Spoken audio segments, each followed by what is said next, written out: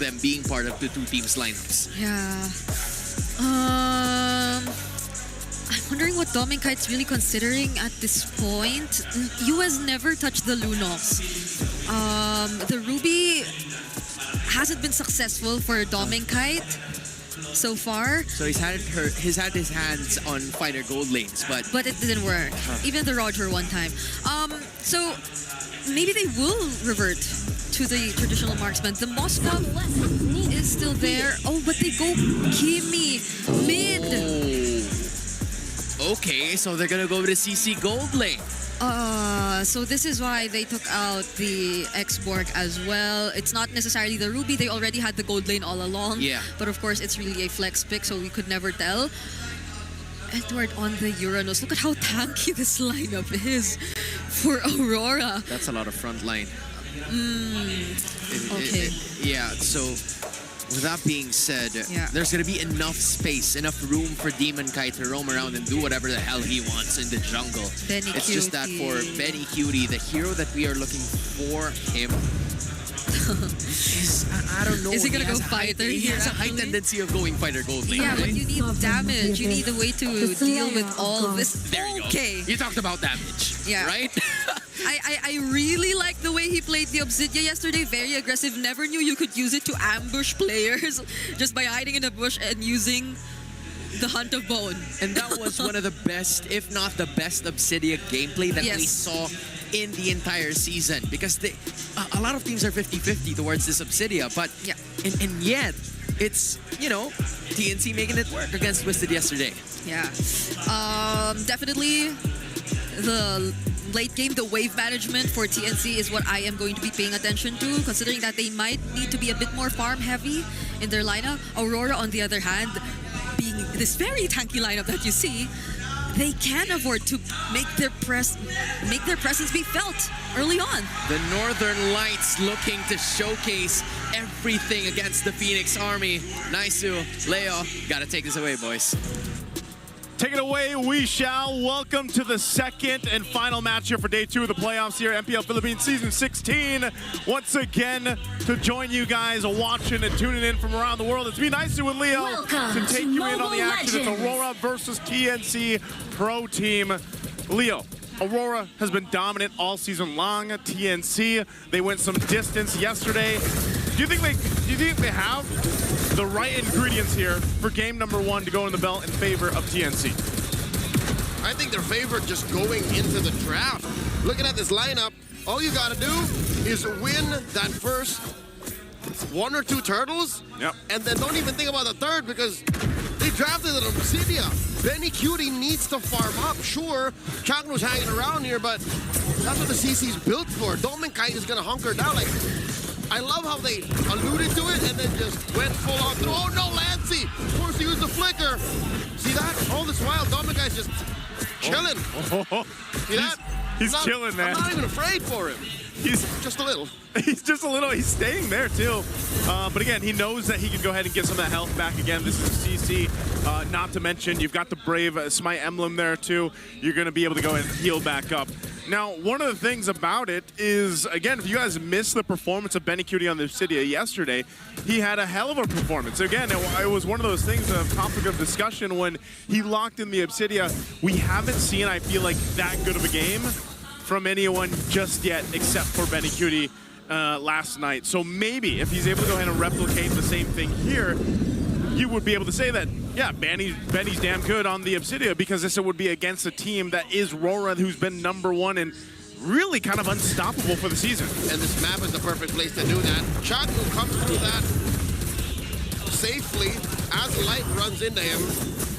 Edward, again, either side of the map, you send 2 members of TNC to take care of Aurora. It's not going to happen. Turtle down to a 10th of its health. Oh my God, Demon Kite falls, and 3 more secures it. TNC collapse on Aurora.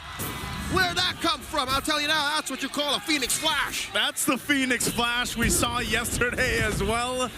Man, talk about a move. And that's 2 kills. That's a double for Zyda. Again, Zyda, one of the most competitive junglers in the season. I think a lot of people would definitely put him top 3 right now for all our junglers in MPL Philippines. I definitely would. Maybe only slightly behind Demon Kite. And then before today's first series, King Kong, we're going to talk about that. Right now, TNC are almost 1,000 up. Again, 2 free kills and a turtle. Sure, say what you will about winning the side lanes, but TNC have the main arteries. They took that major objective, and they're bullying Aurora right now. Big fights belong to them, sure. Oh my God, Light commits it, and the tech charge, and the pulse. I mean, that's a roamer. That's a roamer right there. Zyda's waiting here patiently. 3Mar's here too. Are they going to go for some type of counter punch? It's Light that they do the brunt of the damage. He's fine. He's tanky enough on this Grok. But that's the thing. You know, if TNC wants to maintain the lead that they're going to be able to build, they have to also just watch out for those setups, because Aurora knows that they can go ahead and get those pickoffs if they want to, especially with a tech charge in the hands of Light. Again, this Grok in conjunction with having a Kimmy in hand is tough to deal with. It's a lot of crowd control that can be thrown at you in different ways, even in some of these fights, in some of these close areas. It's both burst and DOT. If the Grok catches you the right way, next thing you know, there's magic and physical damage coming your way. You don't know how to build items. TNC, now they lost the lead. Yeah, they lost the lead. It goes to Aurora now. It's this fundamental understanding of the game's economy and tempo and pacing that has led Aurora to become #1 in Season 16. Look at this zoning that they're doing. Whoa, Edward taking a ton of damage. A flicker tech charge takes out Zyda. And Chaknu in the back tries to save his roamer. Save his jungler, but it's not going to happen. Lancey overshoots. AOG by the Mamba. Catches Edward, but he doesn't care. He's going to put stacks on him via the Ionic Edge. Down goes the Gatot as Demon Kite takes care of the turtle. And they'll get the objective. They got the kills. Benny stayed to farm. That was a great team fight for Aurora. Notice how they decided to go about that fight, even waiting on some of the entry points that TNC went with. But then again, a great use of Light, using that tech charge. And then they disengaged when they had to. They still fought for the space and objective, and then they won that battle. So now Aurora is the one with nearly a 1,000K gold lead. Oh, Edward is going to be able to get away. He's fine. Mr. Consistent, didn't even sweat it. That's 3Mar and Zyda, 2 of TNC's best on his butt. And he just turned around, showed him his. He showed him his. Yeah. He is Uranus. I like that. You like that? I like. Hey, he's got the Oracle already too. You know, that's about all he needs right now. And the Warrior Boots. And the Warrior Boots to be tanky enough and just relying on the Ionic Edge and then the whole passive and Consecrate. He's tanky enough, man. And the problem about this is if TNC decides to put too much into Edward or, you know, throw themselves at him, then they're going to be wasting those precious resources that they need as he continues to build up more physical defense. Because when you look at the lineup over here for TNC, that's the majority of it, right? They have very little magic damage, who's mostly going to be from Lancey, and he's been holding on to the tech charge mostly. It's little to none. I'll tell you that much. That is the traction pulse thrown out by UA. Just to zone out that bottom. 3Mar and Demon Kite going 1v1. And for some reason, 3Mar's walking away. Oh, he misses the full combo, and in comes the rest of Aurora. They take down 3Mar. Light going 3v1. Light might have got caught out. Demon Kite dealing the damage. That's a full-on lane switch. Mount Chakra both thrown at. That Domin Kite is still going to continue pressuring that turret. Yeah, look at this. Also the push up here. Still Edward just doing his thing. Again, you're kind of left to make a decision here if you're TNC. Where do we put our focus on? We're starting to slip away from that lead that we did have for a little bit for TNC. That's what they're thinking. Now Aurora almost 3K ahead. They're going to go ahead and start with the next turtle. Oh. Traction Pulse forcing a flicker away from Lancey. Chaknu was there. He gives the information, but I think they just got to give this one up.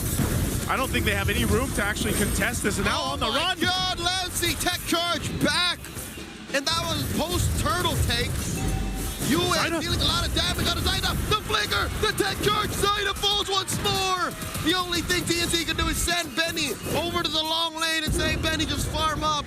Just farm up, Benny. Just farm Benny and now run, Benny. Oh no, I think he threw out the HOB. No one to save him. 4 members of Aurora. He gets blinded by the Northern Lights. Aurora approaching a 4K gold lead. Oh man, if there's a Phoenix Flash, what about the Auroras? What do they have? Don't they? Oh no! Chaknu! Chaknu What was he doing trying to stay underneath the orange? Okay. Aurora commit Grand Theft Orange. Lancy here gets caught out. No tech charge on this proc. The AOG jumping in. Hit crack him open. The clap back from Aurora. Check who falls roamer for roamer. Call it supportal combat as Edward holds the line. 4 members of TNC can't crack this Uranus. And now Aurora is playing around Uranus. They're going to go ahead and continue to put... Zaida! Zaida again! As I mentioned it! Off of Edward. That's... Uranus shouldn't be that painful. Well, he's dancing all over the place right now, man. Edward's feeling darn good, 3-0-2. Someone check on him. He's got the blade armor now as well. I mean, Edward, he fears nothing with this physical, dominant lineup that TNC brought to game 1. What is going on here? Lancy, too, he's been holding on to all these tech charges. Oh, they're going to be forced off the tier 1 turret. They'll disengage off of it, get back to base, but TNC, they got to scrap for something here. I was talking about Benny on the Obsidia. He's had plenty of time to farm up, but even Aurora decided, hey, that's enough, Benny. You're not going to be farming anymore. Last night, this Obsidia did well to put a ribbon on it and end the Twisted Minds' dreams of making it further in the playoffs. But TNC that whole game looked good. In this one, they're struggling. How does an Obsidia that's not fully farmed up yet perform? Like, they are on a clock, Joseph. They literally cannot get to a certain time without holding the line up until that time. I'll tell you, man, the part of the problem, too, is if you just, you keep Benny there, he's got to farm up. It's weird because when we saw that performance on the Obsidia yesterday, he was allowed that opportunity to just come online. And then remember, he got early kills. Like, he was able to snowball himself on the Obsidia. This one's different where it's like his team's falling apart all around him. You know what this feels like? What's it feel like? It feels like applying for an entry-level job that requires 5 years of experience. It's so weird. It doesn't make sense, right? It doesn't make sense. Like, what am I going to do? The rest of my team's falling apart. I can't help them. Where do I go? I'll never forget that. Fresh grad coming out, applying to jobs, and you go down, you scroll down, and it's like, yeah, we need 3 years of experience. You're like, where do I get this? Like, where do I get that? Exactly. So where does he find all the farm? Where does he get the stacks? The map is shrinking.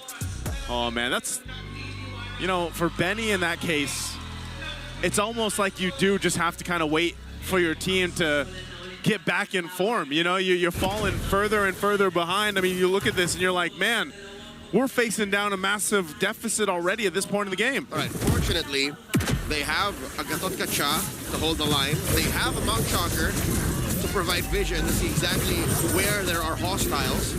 This is a dodge that I'm not so sure that TNC should be taking. I think they want to take a risk. At less than half health. They're going to take the risk. They actually get the flicker out. Benny's still alive. He's trying to get the space. They're going to disengage. Lord resets, though, and no one goes down the exchange, so it looks like it's going to be a reset unless they do get the vengeance out here. Dominkite wailing away with them yo-yos, puts Chagno at a tenth of his health. Surprisingly, no one falls. Aurora may have been holding out. I think that's all they wanted out TNC. This is scarier than expected. Joseph, I would have expected people to die. Yeah. But Roro were smart enough to know we don't have to fully commit. TNC are putting up smokes and mirrors. They're not really ready to fight. They're just forcing us to commit. And now, what they did is they got all the ultimates that they needed down, the battle spells too. The TNC, they went in hot.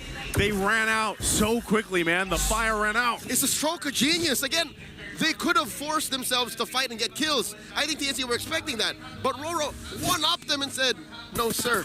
No, sir. You don't have enough experience here. Exactly. And with this, man, I don't know, Aurora, they're going to get that Lord. It is that first one to go ahead and push it in the base. But with this kind of lead and this kind of lineup, they could potentially force a fight that TNC's not ready for. That's what this lineup is so good at. Non-committal engagement. See, they can just throw attraction falls and checks. How do they react? Yep. All right, we go in. And they can just say, we don't go in, we can go again. We can go again. And the trick to this, too, is Light, once that flicker's available, he might try to make a play. So the Lord charges in. Holy Shields were still up, but it is expended now in the bottom, the mid lane, and top. Top still holds for a little bit longer, but they'll do some damage on these mid-base turrets of TNC. Lancy's holding on to his tech charge again. Do they want to go ahead and try to force a turnaround here. 3mar already using that Bravest Fighter. He's going to be fine. They hold off for now. TNC with the defense for now. And this is such a lethal juxtaposition of these two lineups. Aurora, they can play hard and fast with their ults. Like, they can just throw out a traction pulse and say, yeah, we're fine. We still have a tech edge waiting, a curtain call. The exit plan for Demon Knight is still safe. He has that Phantom Execution. While TNC, they're so ult-reliant. Aurora can count. Mount Shocker check, Bravest Fighter check, IMU check. They have nothing left. They have nothing left, man. Ult-reliant, but at the same time... Start of it, dog. Yeah. I mean, even looking at the items here, you still need plenty of time. Lancey did pick up a Divine Glaive, so he's got that. You can see there's some damage being pumped out now from Benny Cutie, but he's still far away from what we saw, the shades of that Obsidia last night, where he was just dominating. So they definitely need that time. I think even in a sense when Chaknu and 3mar get a little more tanky, a little more durability in their hands here, they'll be okay to go ahead. But you know, mind you, when that Lord came up earlier on, even if they were down 5,000 gold, dude, they chose to fight it anyway. Now, if they choose to do that again by the time the next Lord is up in less than 30 seconds, and they bought themselves a little more extra damage, a little more durability, then they might be in a position to actually beat Aurora in a fight. Yes, but no, because Aurora are now up 8,000 gold. It's 8,000 gold, man, but I'll tell you what, we've seen turnarounds before. And if it depends on how TNC plays that fight. I think the biggest factor is Chaknu, for the most part, hasn't been able to get those setups on the AOGs we're looking for. And even to an extent, again, the setups aren't just in their favor. I don't think it's going to happen. Aurora just so good at dispersing and regrouping. And look, they can try to contest, but just the fact that Zaida doesn't know what's happening in that Y brush, and how Aurora are holding these choke points, he wouldn't even dare come close. Free Lord for the Northern Lights. And they had to clear out that minion. They kept Benny up top. So he's got his orange buff here. Again, itemization-wise, Benny, he doesn't have much of a choice. He's just going to have to defend, man. He's going to have to pull something out of here. I think a big part of this is Lancey. You know, our panel talked about Lancey, especially for this matchup, especially what we saw him do yesterday. And I think this is a moment where he steps up. A big tech charge in this base defense could actually change, I feel like, the game here. It's one of those moments where, again, this lineup, you can't count it out completely. Lancey, yeah, he's got a little bit of damage. He's about the only magic damage over here, but he's able to set something up. That's where then, you know, Benny Cutie unleashes. He's getting closer. He's got his Haas Claws, Corrosive Scythe, and he's building into what? His fourth item. Probably defensive he's going to need. All right, with this Lord and the rest of the waves crashing in, 10K up, I think Aurora are going to be happy with just a bare base. I don't think they can end it now. Traction Pulse, thrown over. Light spends that enhanced basic attack. Chaknu blocks off from the exit point, the rampart. Bottom lane inhibitor falls. See how Aurora's taking it slow? They know that they have to do this. They have to take the discipline route towards the end. Bravest Fighter by 3mar. Oh, 3mar jumps in. There's an AOG already too. 3mar, though, he's in trouble here. Can he escape? Plus attack. Charges. Lancey falls. Cleared up 4 in light. Turret still standing. Benny Cutie almost bites it. But the Mamba falls. Yue gets a double. The base is going to be up next. Mount Shocker by Zaida. I don't think they can clear the waves. 3mar. Less than half health. Look at the base. Traction Pulse. Thrown out one more time as the next inhibitor, the last one, falls. 4v3. TNC are holding on. 3mar in the middle of it all. Oh, 3mar, he takes the brunt of the damage. He was trying to clear the waves, but that's it. It's over. TNC get wiped out as